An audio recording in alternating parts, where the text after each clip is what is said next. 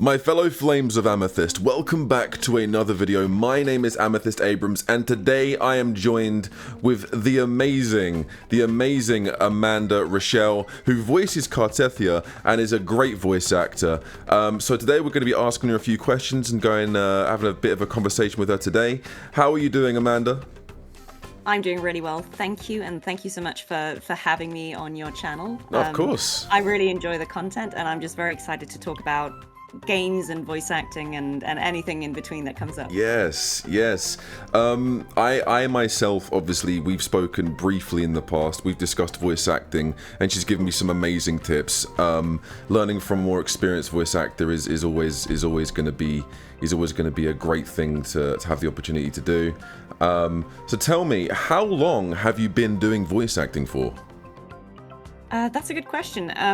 I think in terms of when was the first time I ever did any voice acting, that was probably 10 years ago, maybe even 15 years ago. That was a long time ago, and that was what I would call, before I was doing it professionally. That was just sort of my entry into it.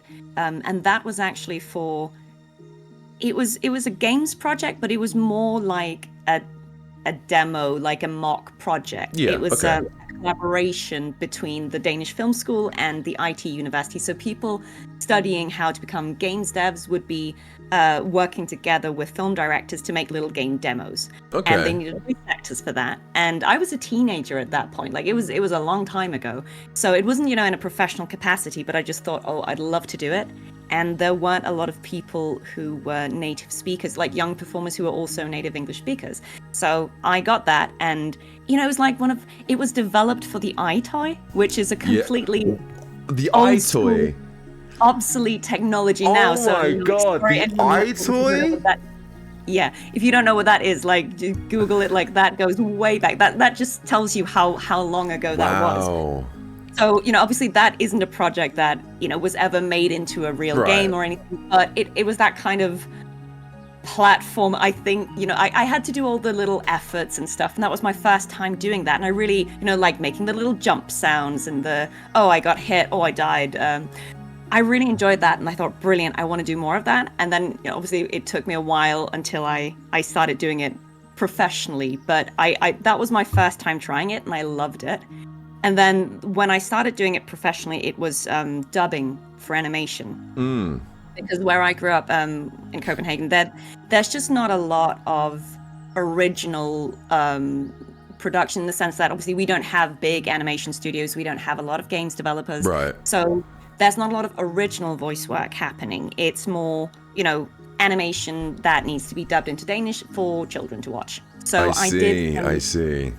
Some kids' cartoons, which was, great fun. I did a show called The Shoo Shoes, which was like about a girl who had 4 hamsters who could talk, and I was one of the hamsters. That's pretty cool. Bonkers, but really fun, because you get to do all these like really high-pitched voices. That I never get to do now. So that was really, really fun. But that was kind of how I started, and it wasn't actually until about 3 years ago that I really started doing games work. It was something I always wanted to work towards, but it's not necessarily, it's not where you start. It kind of depends on what's available to you. And obviously because games, they are big projects, big budgets, it's not necessarily something you just walk in off the street. And it's not. You kind of have to work with a concerted effort to get to that point. So that happened, after I'd gone to drama school, after I had a voice agent. That's when I really started to do games work. But yeah, so I've been doing games for like 3 years, and that's always where I wanted to end up. But it was a gradual path there, from doing silly things for the iToy 100 years ago, then some animation, and now games. But I'm really grateful. The iToy gave me a really hard sense of nostalgia, because I remember the iToy. That was like the first ever sort of webcam games connection thing.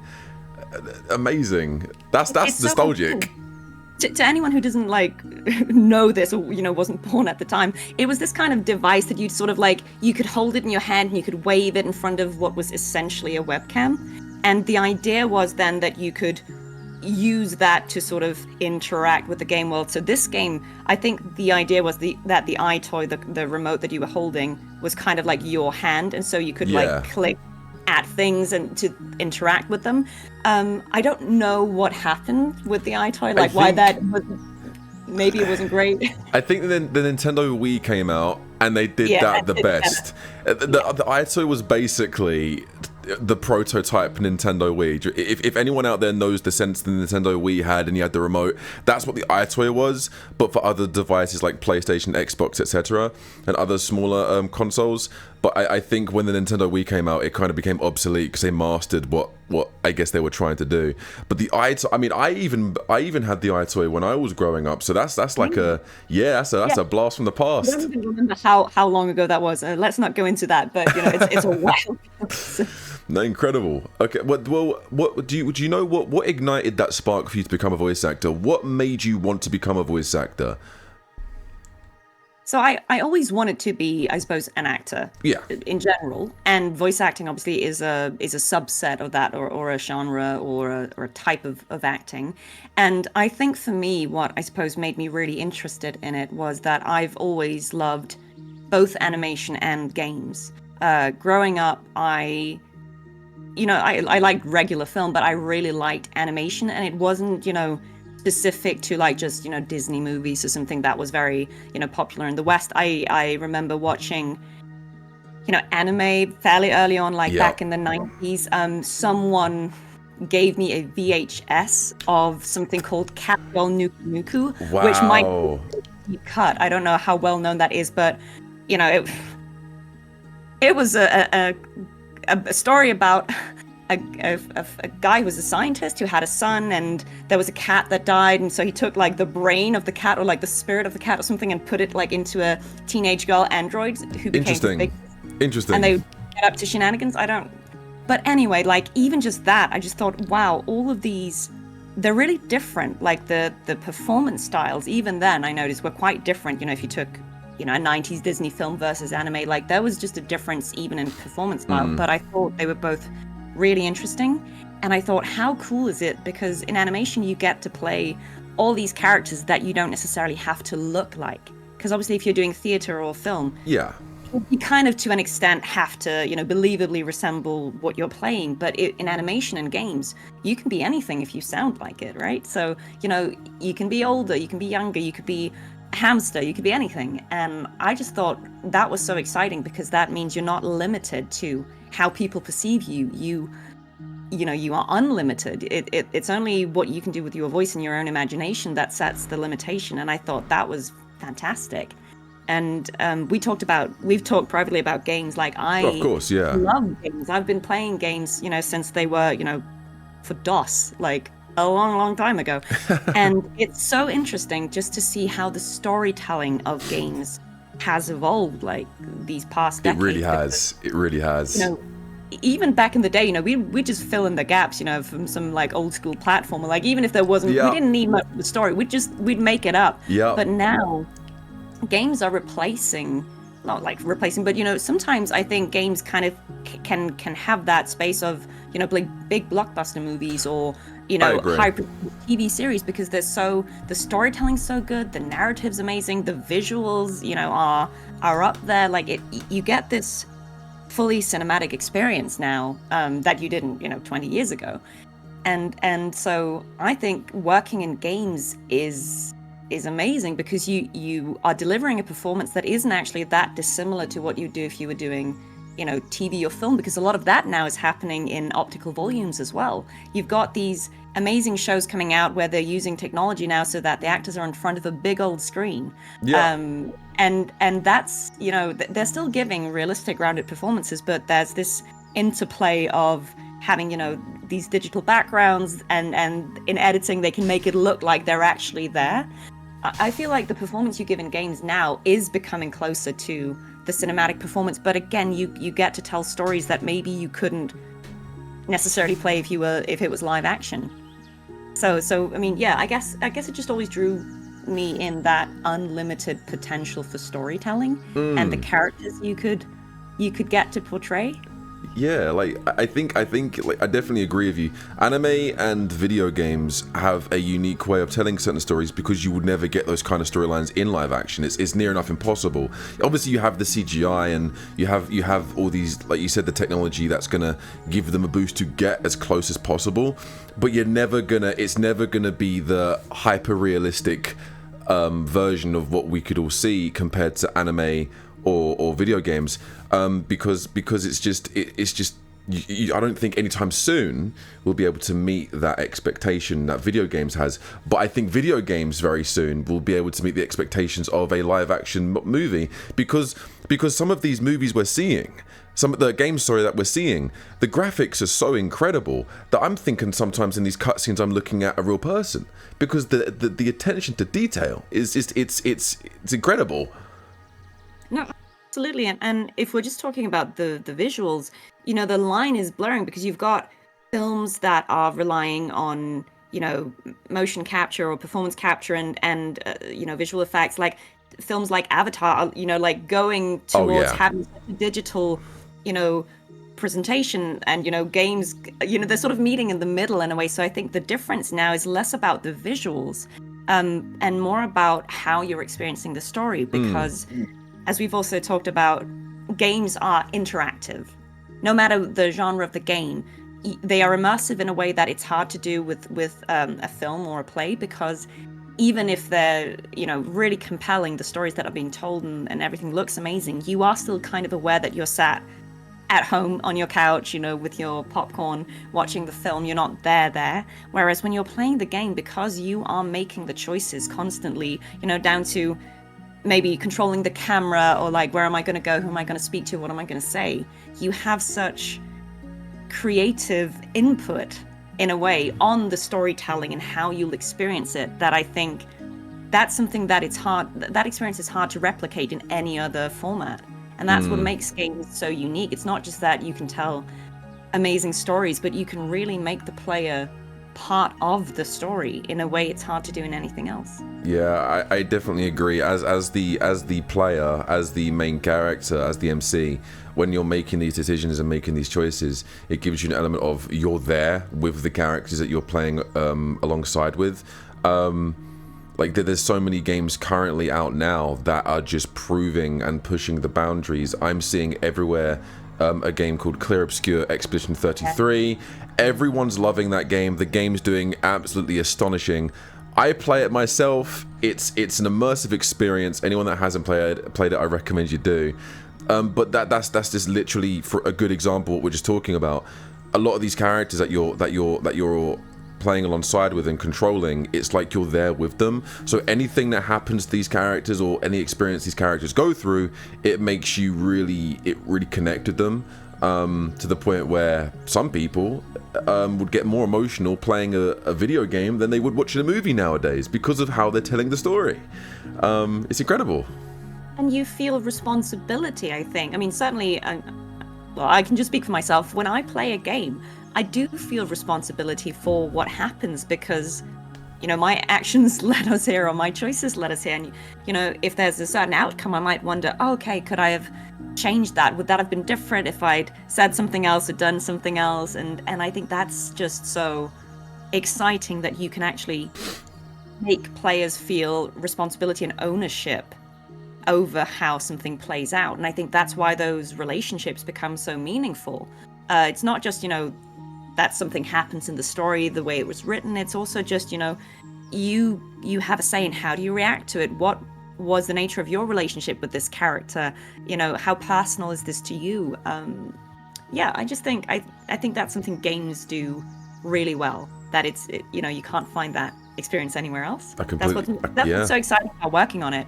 And as I'm sure you are well aware, because of the branching narrative in games, it's also incredibly exciting to voice characters in games, because, if you were doing a play, there's one way that play is going to go, right? There's a set script. With the games, because you have these branching narratives where players can choose things and that will lead to different outcomes, you can get to record responses or reactions to, different outcomes, right? Depending on whether the player chooses to help you or, not help you, or whether they're antagonistic or friendly. And I think that's so exciting. It's like you get to play all these alternate realities where this happens or that happens. Yeah. So it's not just one through line. There are all these different outcomes. That's so exciting. It must be when you get given the script for whatever character, and it's like, oh, there's two separate storylines here.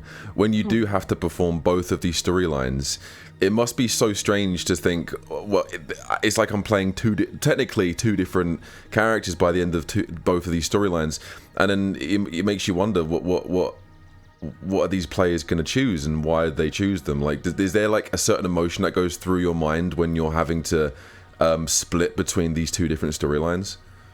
I think for me, the way I just think of it is, I know what's happened to the character up until that point. Yeah. And then from that split where, it depends on the player choice, I just kind of, start from that point either way. And I say, this is what's happened previously. This is what I know of the player character.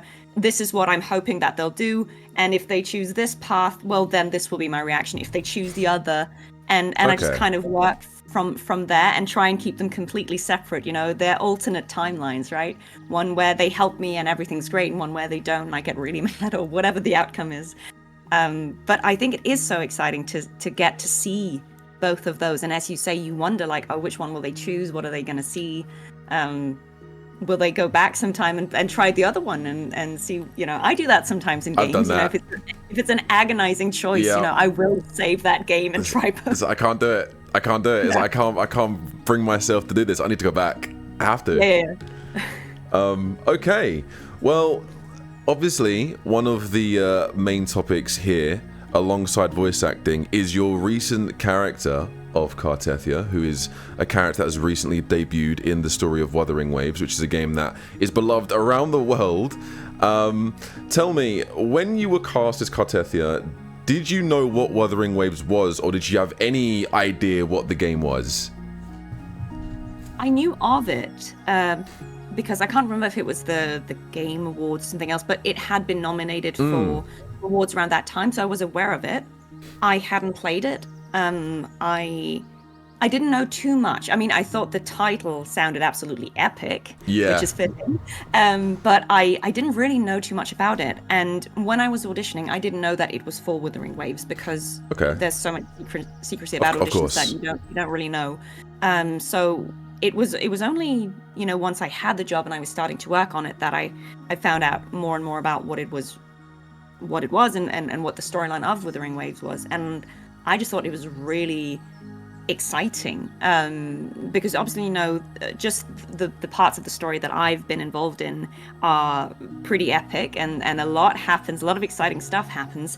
But even just understanding everything that came before, there's such a rich lore in that game, and even just understanding the mechanics of the story and how the powers in this game work, I thought was really interesting. This idea that everything's built around sound and sound waves and musical terms, I thought is so original and so interesting.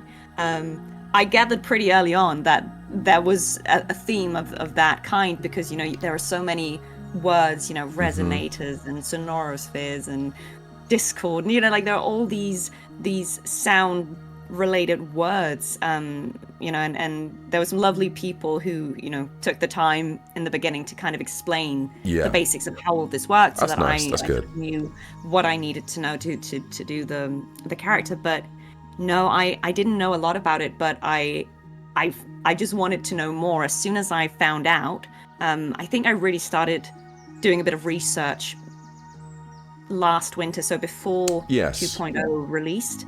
I kind of at that point figured out that it was Wuthering Waves and that it was a big deal, because sometimes you're working on smaller indie projects that are also brilliant, but maybe they don't have as big a reach and not as many people know about them. And I saw, okay, not only is this a big game, it's a really beloved, very popular, very exciting game, and there's a lot of new stuff coming. And so I just casually started watching, the live streams around 2.0, like when it was released, the trailers, everything that dropped. And I was blown away because I just thought, oh my God, this is like, what production value? Like, there's a song, the carnival song that was coming out in the beginning, I was like, oh my god, like what is this? And you know, seeing the character designs, because like I told you, I was always really into animation. Right. To the point where up until I was in my 20s, I actually seriously considered becoming an animator myself. So, and I was really interested in character design always. So like when I saw some of the designs, like, you know, all the Renacita characters that you see in that first trailer, I was like, what's going on? Everyone looks amazing. Like, what are these outfits? Like, what's...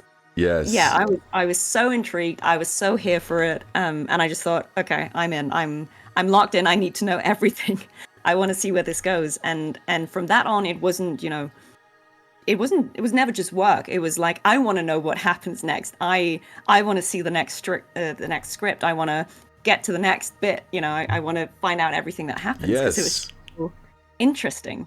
It's a world with a lot of lore and people. This game has such a big fan base of both the story and the gameplay alike. Yeah. I can imagine your reaction when you realized how big the game was. You was like, "Oh, okay, this is a lot," but it was a little intimidating, just because, again, I have such respect for, you know, pre-existing stories and games. I know a lot of people play this, and a lot of people love this and have, you know, their preferences and their expectations, and I just wanted to meet those. Of course. You know, I didn't want to let anyone down. I wanted to make sure that we were delivering the best story we could possibly deliver. So I definitely had a slight moment of panic, but then I just thought, you know what, again, I'm just going to research this. I'm a gamer. I get it, right? I'm just going to research this game. I'm going to do my very best, and hopefully everyone will enjoy it. And it, you know, people have been really lovely, and it seems like, you know, 2.2 was received really well. Exceptional. I'm very happy. Exceptional. 2.2, when that story of 2.2 went live, I think the entire fandom erupted, whether they're lore buffs, story buffs or not. Everyone was in like a unanimous decision where this was probably one of the best like chapters of the story so far. So I can imagine hearing this feedback and hearing this positivity at your end. You must have been like, well, I guess I did my job correctly, and I guess the performance is what people wanted. Yeah, I mean, obviously it was a big team effort, but I was just so happy to see how, you know, a lot of people were saying, wow, this was amazing. You know, I really enjoyed that. That was unexpected. You know, that just made me very happy, because I know a lot of people worked really hard on it. Like, not just obviously the voice actors, sure. Like, I think everyone did a really good job. Like Alex, who voices Cantarella, did a beautiful job. Like, she's amazing. Yes, her voice was perfect. Amazing. You know, anyone involved in that obviously did a really good job. But you know, so many people's hard work went into that. When I watched a live stream of you know, 2.2 when that came out, like I just watched, you know, the whole thing. And, you know, that was several hours worth of storytelling, but I wanted to watch the whole thing because I thought everything just came together so brilliantly. The music is spectacular. You know, not just the songs that everyone loves, but also like just the instrumental, like everything was spectacular. The visuals were amazing. Just, you know, the whole area that 2.2 takes place in, like everything was visually beautiful. Obviously I'm trying to be like vaguely spoiler free. Of course, yes. The content. But the whole, I suppose, climax of that story is just epic. Like, there's a lot going on, but it's beautifully presented. And I think that's why a lot of people felt moved by it. It's because it is, you know, you have been building up for a few hours. There's been this air of mystery. You're trying to piece something together. And then it does all kind of become clear. And you have this beautiful conclusion with a lot of sacrifice in it, and you know, people making difficult choices. But I think that's why people felt an emotional connection to it, is because it had been built up gradually, and everyone, you know, from the people doing the art to the animators to the writers to the, you know, composers, everyone just put their all into it, and I think that's why it came out well. I think Kuro Games and the voice actors and the entire team, I think they really put something special together, and I think us as the players could see that, and you can see the passion behind it from everyone that was working on it. The voice acting was great, the visuals were great, the OST, the music was it was chef's. It was beautiful. It was beautiful. And I think everyone playing this was thinking the same thing when they were like, if this is where the story's going now, this is going to be an amazing story. This is going to continue to evolve and do even better. Because people, like I said, people were saying it's the best story that Wuthering Waves has told so far. So people are very much looking forward to the future of Wuthering Waves and the future of the story and the future of these characters. And me included. I don't know as much as people maybe think I do. I mean, I'm excited to see myself. Yeah. I mean, I've been playing this game since launch. It's obviously the anniversary now of Wuthering Waves, and I've been playing this game since launch. And I can honestly say, the evolution of this game and where it's come and where it started to where it is amazing. And you can really tell the passion behind Kura Games, and you can really see they wanted this game to succeed. And I think they're in a position now where they can go, we're heading in the right direction. Everyone's going to make mistakes, but I think overall we're heading in the right direction, and this is where we want to be. And I think the fan base is backing them 120%. It's good to see the support of the fan base with Kura Games and with the voice actors and with the entire team. It just means that this game has a very tight-knit and loyal and very respectable community, and that's something that I love. That is something that I love. When the community is positive and loyal, and when the community is giving the developer high praise, and then the developer delivers, it's just like it's a great thing to see. It's like a massive it's like everyone's working together in a sense. The community's doing their part, the developers doing their part. It's great. I love it. That era of collaboration, I suppose, right? Where, obviously the players, the community, they put their trust in everyone working on the project to keep delivering high quality content, and also the developers, I know that they take on a lot of the feedback. They do listen. They are very interested in hearing community feedback and identifying where they can improve. So I think it's just lovely always when you feel like there is that collaborative aspect, where the concerns will be heard and they'll be implemented as much as possible. And it grows together. It's evolving. It's great. What do you remember? Do you remember what your reaction was to the amount of popularity that Cartethiya had when she first appeared at the end of 2.0? This is at the end of 2.0. She had she was at the last 5 and 10 minutes or 10 minutes of the 2.0 update. Everyone was, who is this character, and when is she going to be in the game again? What was your reaction when you saw the popularity of Cartethiya?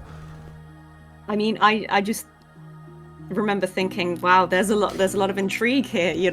I didn't really know how that scene was going to fit in with the main story, because I just came in to do that one scene, so that was kind of its own little, because it kind of happens at the end after everything else has happened. So I kind of just had a vague idea of how that was going to fit in, but then seeing how that fit into the rest of the story was pretty interesting, and again, very surprised to, as you say, see how much attention Cartethiya got, and how everyone was intrigued, who is she, what's going to happen, also because the game gives you a bit of conflicting information about her at that point, so you're not really sure what to expect from her. You're not really sure if you can trust her. You're not sure if you can trust what other people say about her, and she's kind of keeping her cards close to her chest at that point as well. So it was really exciting to see people, I suppose, speculate. I liked, every now and then, people would send me Carter theories, as I call them. Carter theories. Guesses as to who Cartethiya was. Ideas about whether she was actually another character in disguise, or there were all these great ideas, and was she going to be the Blessed Maiden, or was she not, or was she good, was she evil? I just thought that was so exciting, because at that point I didn't know what was going to happen. I don't know. I need to know more myself, and I'm the character. I guess we'll find out. Yeah. But no, that was brilliant. It was fun to see just all the ideas it sparked in people's head, and all the curiosity. I thought that was really lovely that people were so interested in finding out more. A lot of the lore buffs of the community. One of my good friends, Life Lessons, He is an amazing person when it comes to investigating the lore of any kind of game, especially this one, because he released a video prior to 2.2. I watched that. I remember reacting to that video, and even I mean, because I was working on my own, because I'm a massive fan of the lore, and even I was like, if this guy hasn't got it, I don't know who has. This is ridiculous. Like, this guy is dug deep. And the amount of praise he got after 2.2 went live, because a lot of the stuff that he spoke about was near enough in the right direction of what the story told. And he deserves a lot of love and respect and a lot of appreciation for the content he does, because he covers so much of the lore. So he's like the librarian of Wuthering Waves. He's like, yes, let me tell you what you need to know, what you're looking for. You're quite right. I think actually his videos were some of the ones I watched to kind of like get that summary of like the 1 point, lore. Because I know he did a lot of that, and I was like, oh, thank God that there are people out there doing this content, So he's lovely, and I think as I remember it, I think he was quite close. I mean, as close as anyone could reasonably be, because obviously there were some wild cards in that story. But no, very impressive that people, can find all that information in the game. And I saw people, doing all this like research, not just like within information that was in the game, but like real world, research, like, in antiquity, this theory was formed that such and such, and you're like looking into mythology, religion, history, and just thought, how exciting is it that, because I know that feeling of being so invested in the lore of something that you want to go and do that research, just find out everything you can. So I'm so impressed with the lore buff. It turned out great. I love how these characters specifically are surrounded by all kinds of mythology. You've obviously got Imperator, you've got the Threnodian, you've got Cartethiya herself, then you've got Fleur de Lis, and then how it all links together, and also, I guess, pays homage and also nods to certain points of mythology. And I think I am a huge fan of mythology. I love mythology. So seeing this and also diving deep into the lore, investigating myself, I felt very satisfied and also very thankful that they chose this route. Because I was coming up with some crazy theories, and so many more people were, and it really paid off. We were really, whether we got them right or wrong, the outcome was just as good, if not better. Speculation and the exchanging of ideas and theories. I mean, I saw so many good ones where I was like, oh, do you know what? If that comes true, like that would also be great. Like there was so many good ideas out there, and I just think that's just a testament to that. They'd written a story that was really engaging people, and a mystery that everyone wanted to figure out. It just means that the writers did their job perfectly. And if the writing continues to be just as good, I'm happy. I think the community is going to be happy, and it's going to be good to see how the story unfolds. So you mentioned earlier that you yourself are a gamer.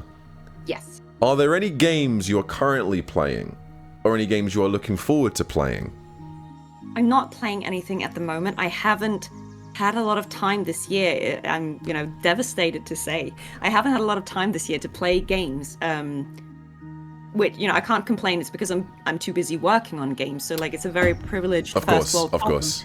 But there's such a backlog of games I'm really interested in trying out. Like a lot of amazing games came out last year that I still haven't played, and it's frustrating to me because I'm so excited to do it right now. Wuthering Waves literally came out on Steam yesterday, which I was I've already installed it. You installed it? You ready to go? Yeah. I'm ready. And I'm hoping I'll get a chance to start playing it soon. I think just because of my schedule right now, I might have to just, do it fairly intermittently. Of course. I'm hoping that I can maybe work my way through the first bit of the game, and maybe by the time I sort of catch up to where we are now, maybe I can start. And a few people ask me like if I would be open to streaming it, and I'm not much of a streamer. I'm going to leave that to the professionals. But I also understand why sometimes people think it's very curious to see like voice actors reacting to parts of story that they worked on, and so I'd be open to doing that. But I think let's give me a chance to like get into like the game itself, and then maybe I can jump on sometime if people would like that. But I'm very excited to try it. I know I'm not the only one who started playing it. I know Jane Jackson, female rover, Yes, has started yes. playing it. Very exciting. Can't wait to see what she thinks of it. And yeah, I mean, I've heard a lot about Clair Obscur as well. I think it's inevitable right now that you've heard good things about that game. Like, it's universally loved and acclaimed. It looks amazing. It sounds amazing. I can't wait to try that as well at some point. I'm fairly sure the gameplay will kick my butt a little bit in the beginning. I'm not much of a dodge and parrier. I'm kind of rubbish like that, but I feel like I'll learn it. I think I've seen a few people saying, okay, if you're not used to playing games with those kind of mechanics, that can be a little difficult, but I'm very willing to learn, because I think the story in that game, it sounds like it's worth everything. So I'm very excited to try both of these games and catch up on all the story I've missed. Yeah, I mean, there's lots to obviously go over. If you're as interested in the lore as you say, which it looks like you are, you're going to have a great time playing this game. The lore in this game is rich. There's lots to do. Even the side quests, even just exploring the world, the side quests. Yeah. I love it. My problem is I'm a completionist, so that's also why I'm saying. You're complete. Okay. I have to, to know that about myself, and then be like, is it realistic that you have time to start playing something right now? Because you will go down the rabbit hole, and it'd be like 5 a.m. and you're still just like saying, but what if there's a chest around that corner? We've all been there. I kind of have to. It's better for me to not start if I don't have a lot of time, but eventually I'll get there. And I just can't wait to, especially with Wuthering Waves. Obviously, I know the story from 2.0 forward, so I know those characters in that setting, but I have more of a rudimentary understanding of the first part of the game. But all those characters, they look amazing, and the bits of the story that I know of sound really compelling. So I'm actually just quite interested in getting that whole, for me, backstory, like finding out, oh wait, there's so much there that I've only scratched the surface of. So I really am looking forward to getting more into that and finding out who are all these characters, It's so good. They all look fantastic. It's so good to see when a voice actor is that passionate about the characters they're playing, because it really shows the care that they've put behind voicing these characters and the work they've put behind. And I think your performance in Wuthering Waves also shows that. So many people were so happy with both the voice of Cartethiya and Fleur de Lis, because obviously Cartethiya was more youthful, and Fleur de Lis is more of a mature voice. And some people wasn't even sure if you were voicing both, because of how distinctive they're different, very different. And then when they found out you were voicing both of them, they went, the range. I had no idea. No, I'm flattered. I have seen that, and I'm very flattered. I mean, I think a lot of voice actors have a lot of range, but maybe they get known for a certain kind of voice, or maybe they have a really unique or interesting speaking voice, and they sort of get asked to do that a lot. But I mean, it's always a gift, I think, when you are given the opportunity to show range, to do more things, and this was a good challenge for me as well, because they are quite far apart in terms of the way they sound. So I completely understand why maybe some people weren't sure if that was the same performer, because it could have been just, you could have just said, we're going to get two different people in because they're so different aspects of this person. But it was a really great challenge being able to do both, and even, spoilers, but like merge them at the end. There's a third voice, if you will, that's sort of a blend of the two that comes out at the very end of the story, which was also nice, because again, that gave me the opportunity to think about not just how can we make these two individual voices sound different, but also how do we make them come together in a way that feels organic. It doesn't feel, oh, where did that come from? That's a completely different voice. It should still have recognizable elements of both. So what I tried to do was take sort of the youthfulness, I suppose, of Cartethiya, but take some of the assertiveness and the confidence and the defiance of Fleur de Lis, So, merging the two, because, the Cartethiya we speak to at the end of the story describes herself as headstrong. And I feel like that should be present in the voice. We should see a little bit of that, the defiance that Fleur-de-Lis has, but now wielded in a playful way. Yeah, absolutely, absolutely. I think seeing them when they merged at the end of the story, I think some of us even sat there and thought, she sounds older, but not Fleur. Like she sounds like she's matured. Yeah. Like Cartethiya has matured a few years in herself, in not to the point of where she was when she was Fleur-de-Lis, but sort of like a good middle ground, and a lot of people really liked it. A lot of people really liked it because it shows character development, it shows character growth, and people are very much looking forward to potentially seeing her in the future and how that character unfolds. Is there, out of the two, was there one that you had more fun voice acting, the two parts of either Fleur-de-Lis or Cartethiya?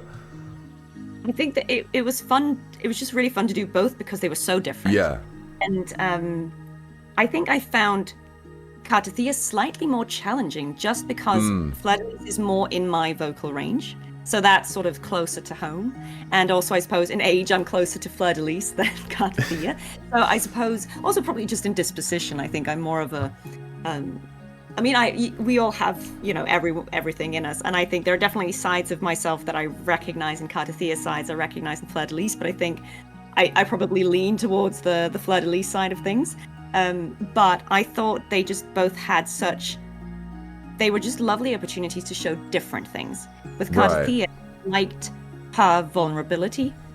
I liked her awkwardness in the sense that, it's not, often you get to play cool characters in video games, but I think even cool people also have moments where they're slightly awkward. I know certainly I'm someone who sometimes in social interactions, I just go, why was I so awkward there? Like, what was that about, right? And I think Cartethiya's, the slight shyness that we see her have sometimes, especially in the interactions with Rover, I think that's something probably a lot of us can relate to, whether that's just like a general awkwardness or it's, oh, I like this person or I want to be cool in front of this person, whatever it is, I think we can all relate to that feeling of, God, why am I like this sometimes, right? What have I done? Why? As an introvert myself, I agree. She had these lovely little moments where, she gets a little flustered and she's like, oh. Yeah, that was so cute. That was so cute. My first friend in like 20 years. I've been alone in here. Someone finally comes to visit and I'm just being awkward. Like, what's that? But also, Cartethiya gets to have these small moments that are quite funny. Like, the food incident. Yeah. If you know what I mean. There's a funny little moment where you can offer her some food and she'll have different responses depending on how much she cares for the food that you offer her. And it was just nice to have a little moment where she gets to, say something that isn't just, serious but is a little bit funnier and just the way she is at the end. I really like the sort of end Cartethiya and how she actually, Rover can kind of be playful in their responses to her. Yes. Kind of pull her out a little bit like, oh, wanted to fight before, now you want my help, okay. And if you kind of give her a little bit of sass, she'll sass you right back. And I really thought that was lovely to get to see Cartethiya's, as you say, the growth in there. And now she's actually someone who's going to meet you at the energy you give her. She got attitude now. She got attitude now, guys. She ain't gonna be as shy. She got attitude now. Exactly. I thought that was so lovely to get to see her have her moment where she's like, I see what the game is.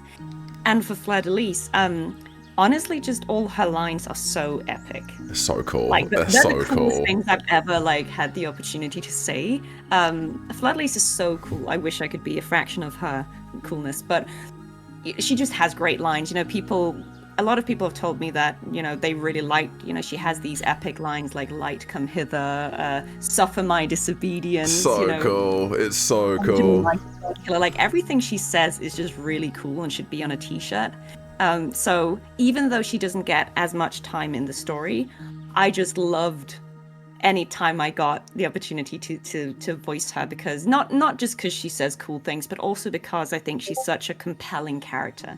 We don't get to see too much of her, but I think the more we find out about her in the story, the more we realize, how strong she actually is, not just physically, but mentally, how resilient she is, that she's been fighting alone against a very powerful opponent for so long, and she still has the energy to be defiant, to be strong. Keep going, she's not giving in, and she's looking cool while doing it. So I just thought, what a treat to get to play someone who is that cool.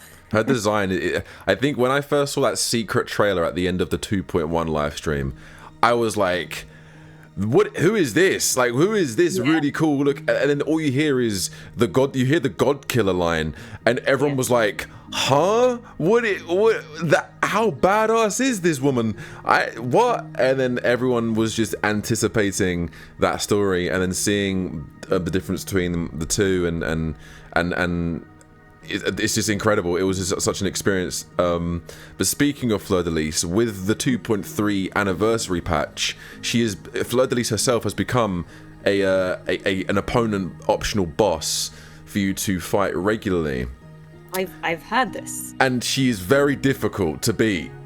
I've heard this as well. And a lot of people have got very mad fighting Fleur de Lis because she's so difficult. I haven't attempted Fleur de Lis yet because I'm trying to attempt the hologram that was released alongside her, right. Lorelei. Yes. And I still haven't defeated the hardest difficulty of Lorelei yet. And then people are saying, well, just wait till you get to Fleur de Lis. I'm thinking, I don't want to now. I don't want to now. But hey, I think, it's easy for me to say because I've not played the game yet, and I know that I'll probably struggle with this a lot. So now I can confidently say, I'm sure that they just wanted to give everyone a good challenge, like you need something to work towards. It can't be too easy. Like imagine if we all beat her in day one, Well, where would we be then? We need a good challenge. I'm glad that Fleur de Lis is out here challenging people. Well, people are saying she's the hardest hologram boss, which is like the end game boss out there at the moment. And it's like, well, I guess if this is her true power, then no wonder, I mean, obviously, I don't know the lore behind the hologram bosses, but I mean, hey, do you know what? Maybe we're getting to see the full power of Fleur de Lis when she's not, also fighting a Canadian. Maybe that's what we're seeing here, This is it, guys. But yeah, so many people are struggling, but some people are enjoying it. Like I know a lot of other content creators have said they love how difficult this boss is. It's frustrating, of course it is, but they love how difficult this specific boss is because it gives you an element of a good challenge. You need to learn the moveset, you need to learn to dodge, you need to learn all of the mechanics of the game essentially. And now people are calling Fleur de Lis the hardest boss in the entire game. So and always hearing the amazing lines of your voice as Fleur de Lis is beating the player base. Very disparaging. Useless. Yeah, exactly. just swatting them, and it's like you got to do it. You get angry, and then you go, I'm taking a break. I'm coming back to it later. I get that. I mean, I think in a lot of games, you want to make sure that there's content for everyone, depending on, some people, they're, casual gamers, they really just would like exploring, they like taking it at their own pace, they don't necessarily need a big combat challenge. Exactly. But other people, as you say, they are playing for the mechanics of the game, they are playing to min-max, to come up with the best strategy, to really challenge themselves. And I think it's good to have options, for everyone. Like if that's your thing, if you are happy to get punished by a hologram, great, here's a mode, something for everyone. And if you're not, well, here's some cubes, Yeah, here's some cute cubes. Here you go, have fun. If you have both, why not? Yeah. It's I like how you have a distinction between the two, when you can either be a casual player, which is there for the story and the fun events, or you can be a hardcore player where you can just complete everything no matter the challenge, or try to. I'm a story player. Like I don't mind challenging gameplay, but I'm someone who loves to play for the story and the environment and the exploration and all of that. That's what really draws me into a game. So I mean, I'm sure a lot of people would say, okay, you're really casual because you don't care about the challenge. I'm never going to play something on the hardest setting because that's not necessarily what I'm looking for. Yeah. But I think it's really good that both options are there. Like it's 2025, we're all playing games to unwind or to challenge ourselves, and both are valid, right? If you're someone who just wants to wind down, maybe you don't need it to be hard. Maybe you just need it to be fun. Just fun. And maybe you're someone who likes that challenge and who finds that the fun comes from it being difficult or challenging. And, it's great. The content is there for anyone to pick and choose between. And I don't think, I don't think there's any right or wrong. Play the game how you want it. Play Yeah. the bits of a game that appeal to you, and put the difficulty setting wherever you want to put it. Exactly. Wherever you feel most comfortable with, you do that. You do that. Being obviously going back to voice acting, is there a dream role, or is there a role in your head like that you want to achieve? Like, is there a ceiling of a role, if you will, whether it be motion capture, whether it be voice acting only, that you really want to get to in your career? It's a good question. There's actually not like a specific role in my mind. It's not like, how with theater some people are like, oh, I really want to play Hamlet or something. I don't have like a gold standard character in my head, but I would say if I can keep, getting work in the brilliant, high quality kind of games that I'm currently working in, I would be so happy. I feel like I've been very, very lucky to work on some characters that are very interesting, that are very difficult. There's a lot of stuff that I'm working on now that I can't share right now. Of course. I'm excited for that to come out and, show other sides that maybe I haven't been able to show people yet. There's a lot of really good story, really good, interesting games that I'm working on now that I'm excited to share. And for me, I think, as I said, anything that has a good story, whether or not it's a fantastical setting, just, where there's a real human story behind the character. I'm really drawn to tragic characters. I'm someone who kind of likes sad endings, which is probably why I've heard Claire Obscura is gonna be my bag. Yeah.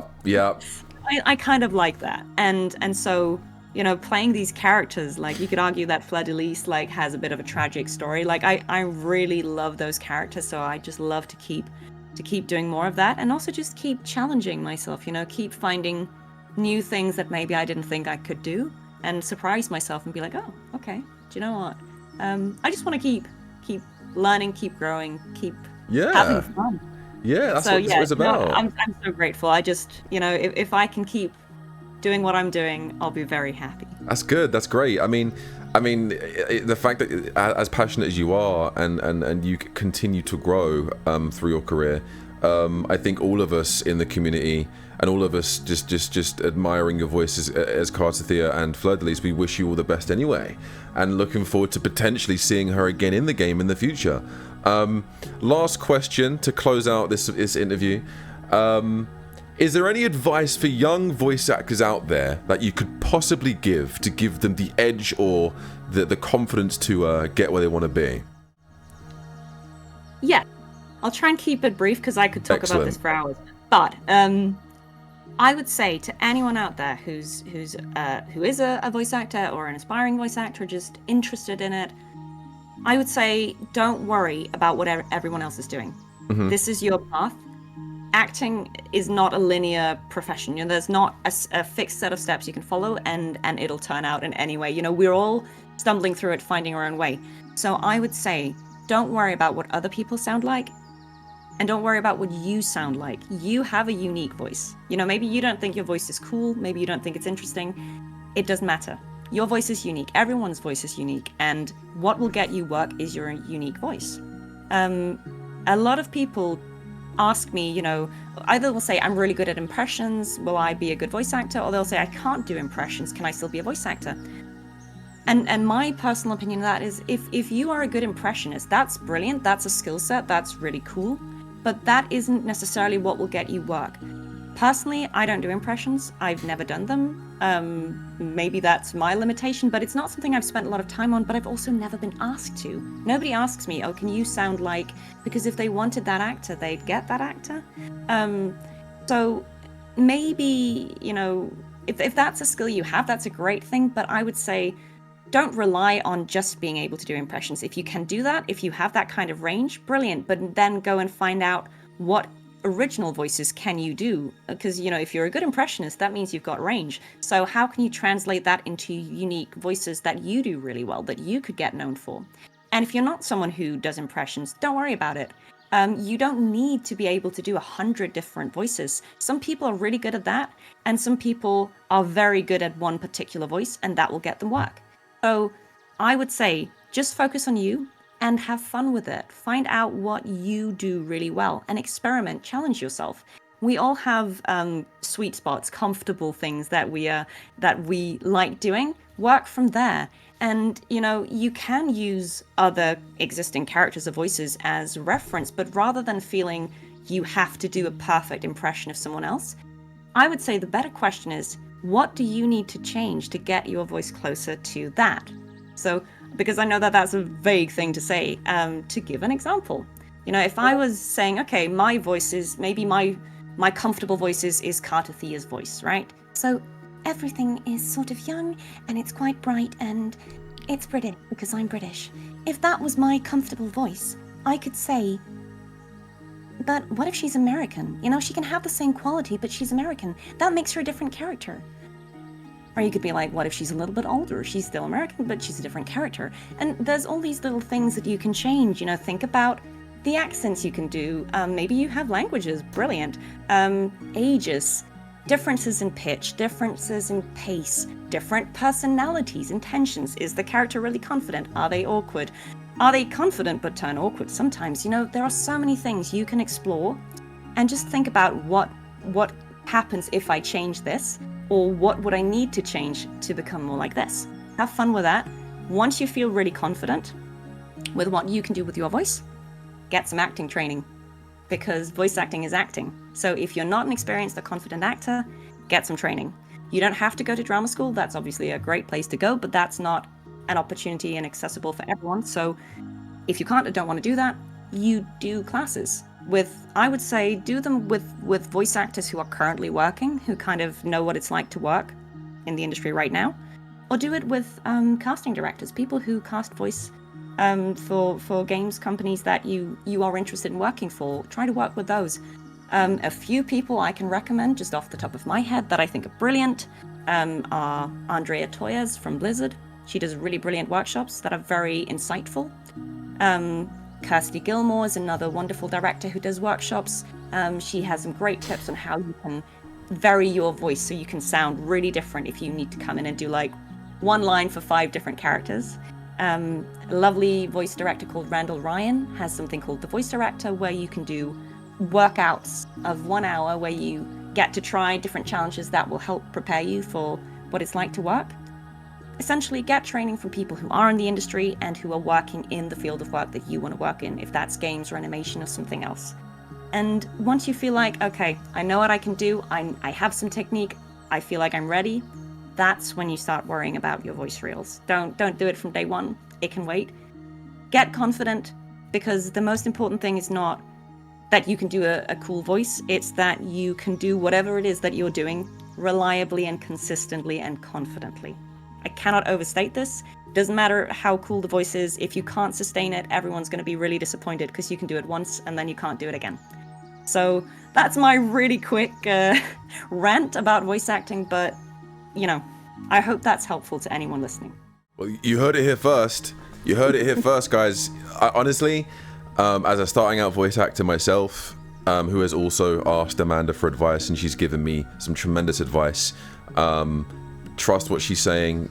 Definitely make sure you're getting as much training as possible. Practice, work with people, network with people, because sometimes it's not also what you know, it's who you know. If you know the right people, they'll also help you boost your career in the future. But focus on honing your voice first.